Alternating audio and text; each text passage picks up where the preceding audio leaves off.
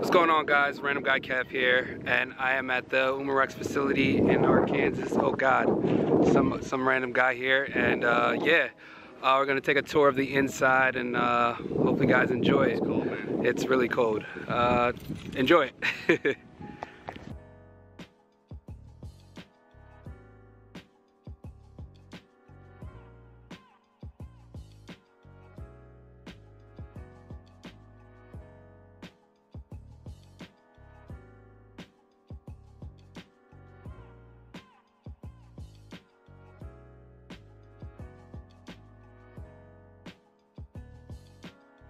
I'm Nigel from Elite Force, aka Dallas 46.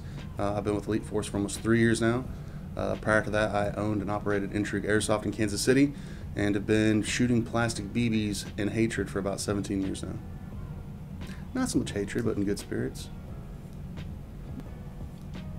What is Elite Force? Elite Force, the elitists of the force. So we are part of Umarex USA. Umarex USA is a subsidiary of Umarex Germany International. So in the USA market, Elite Force kind of represents the premium airsoft offerings. So Elite Force is also a brand, such as the Elite Force 1911, but we wanted to kind of differ and set ourselves aside from the still BB Umarex USA portion of it. That way people weren't getting confused, thinking that airsoft was for still BBs in the early days. So that became Elite Force, and that's kind of the brand for all of our premium airsoft guns and goods. How does Elite Force differentiate themselves from their competitors? So there's a few different ways. These guys kind of come and go, and with our track record here with Umarex USA, you can tell that it's been going on 12 years here in the U.S. market, which is pretty good, and we're still staying strong. Obviously, one of the big differences is our stuff is going to be licensed by very popular firearm brands out there. That's one of the biggest things that's going to set us aside. But there's little things too. I think the way we operate as a corporation, little things like that. But the licensing is a big one. Oh, and customer service too. We have that. A lot of people don't. No shots fired. Just saying that. Just the truth. Does Elite Force consider themselves innovators in the airsoft industry, and why? When you use the word innovation in airsoft, I think probably a lot of people in my mind as well goes right to are we developing new guns right off the bat? Are we doing new molds and things like that? And the truth is, not necessarily. I think the innovation from Elite Force and Umarex USA as a whole kind of goes, again, back to touching base on how we operate and how we do things, from our quality control to customer service. And then, so if we get a license, say, let me walk you through the steps, right? We get a popular firearms brand license. We want to do right by them. We want to make sure they're happy with our agreement. And so we'll get a gun in that maybe you've seen out there on the international market, or in the U.S. market before a trademark deal, copyright deal has been made up. And we'll get a gun like that, and we'll make little changes to it. So a good example is we got some guns in from an OEM, a manufacturer that we work really closely with, and it had been out on the market for a while. However, now we wanted to bring it in with the copyright trademarks on it. And we got it in, quality control automatically right off the bat, 5,000 round stress test, which is pretty unheard of in airsoft for a toy gun, essentially. We're seeing some hiccups on it, and so we worked with them to kind of develop that product into something that's going to be more robust and stand the test of time, because that's what we want for the U.S. market. We don't want that high return rate on things. We want consumers to be happy with their purchase. We don't want them to return it to the retailers. We don't want the retailers to return it to us. We like to sell guns, not get them back. Do you believe Elite Force is helping the community grow and bringing in a new player base? Yeah, so helping the community grow. Yeah, absolutely. Again, and I don't mean to sound like a broken record, but the way we do business here, a good example is, when airsoft was first kind of hitting the U.S. market 15 years ago or so, a lot of people were just kind of pumping stuff in, getting that low-grade, low-cost Springer guns in, those low-power LPEGs, low-power electric guns, things like that.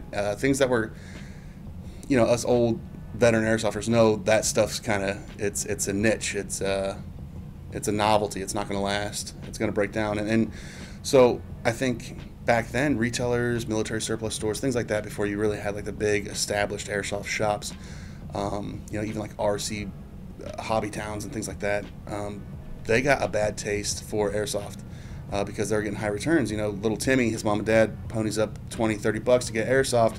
The thing breaks, they take it back to the store, like, just give us our money back or we're getting something else. We're done with airsoft. This stuff's junk, right? So here we are 15 years later, and you still see a lot of these guys, and I think this has kind of stunted the growth of airsoft in the long run, is because everyone was so excited to get airsoft in. It was new and innovative in the U.S. market 15 years ago that we pumped a lot of garbage into the system, and it left a bad taste in a lot of people's mouths. And so we're here to make sure that that doesn't happen again. We talked to these guys that got them that initial first volley of airsoft 15 years ago, and they're like, ew, airsoft. They'll say it like, nah, had a bad run with that stuff. I don't want to try it again. So we're trying to patch that up 15 years later and make sure that never happens again, and keep airsoft on the right track for growth. Any new products coming out in the next 6 months to a year? Yeah, so, man, we just got the Glock 17 CO2 from VFC. That one's doing really well right now. The Strikers just landed. I know those are doing really hot, really well. 4 different colors on those. The MP5 Elite, the full metal versions from VFC are coming soon. That's going to be the versions with the Avalon ECS gearbox inside. So essentially it's going to be an MP5 that performs like an Avalon, which is pretty awesome. Oh gosh, how could I forget? Smith & Wesson. We got the Smith license. That's huge. Yeah, so all the M&P pistols, I think there's like 6 or 7 slated to come out, including that Performance Center. I'll try to get you a picture of that. It's basically a ported slide match grade M&P 9, but it's got an RMR cut too, so you can put a little red dot on the back. That's going to be awesome. We're going to have green gas CO2 options on that. A Mark 18, right? Yeah, coming from VFC with the Avalon gearbox inside. So for you guys that have been on the fence, you're not into key mod, you're not into M-Lock, or just kind of the overall designs of the Avalons. Now we have a more traditional looking for. It's not, your traditional triangle front sight, but Mark 18 will have that longer rail. So you guys that are kind of purists on the Picatinny's type stuff will have that. More stuff coming from Glock. We're going to have the Deluxe CO2s coming. That's going to have that CNC slide with the steel reinforced hammer kits inside. It'll come with a Glock hard case, and of course CO2 powered. Hater Gen 2, right. Hater Gen 2, twice as much hate. There's some little changes. I think the metal components on it are going to be like a dark gray, just to visually set it apart from what the Gen 1 haters look like. It's going to have fiber optic sights front and rear, and then the big change is it's going to have hop up now. We wanted it to have hop up, but it didn't, so now it does. With Umarex USA being the parent company, Elite Force just being the premium airsoft department within Umarex USA, we piggyback a lot off of each other when it comes to molds and things. So some of our manufacturers, like who makes the hater for us on the steel BB side, it's called the Brodax, and that shoots a 4.5 steel BB. And basically we just change out the mag size and cool the valve down so it's not shooting as hot, because the airsoft BB weighs less than a 4.5 steel BB, and then we change out the barrel, obviously. And so that's kind of where that came into play. We wanted to have, and that was a project that I kind of stepped into when I first got hired on. And so I know that we wanted it to have fixed hop up, and we were under the impression for a while that maybe it did. Turns out final production came through, it did not. So I think going forward, hopefully we'll never run into those types of issues again, because I'm here, boots on the ground. All right. MP7 AEG, it's also a new one. Yeah, so there you go, a little bit of update, what? Yeah, KWA OEM 416. It's like the LM4. We got the green gas one coming out, green gas recoil blowback 416, and then we also have kind of the ERG, electronic recoil gun. Locks back on last round. You got to put a fresh mag in, hit the bolt release. Pretty cool. So I'm excited for those two. So if you want a super ultra realistic, almost like a training tool, cringe, for 416s, that's gonna be a good option for sure. So yeah, there you go. You guys are updated. That's the tour. You saw the crib, huh? Now get out. No, I'm joking. Isn't that how I used to do it? Yeah, so that's it. Hopefully that sheds a little bit of light for you guys out there. If you have any questions, make sure you leave them in the comments below for Kev, and hopefully we can answer them for you. There you go. Thanks for the support.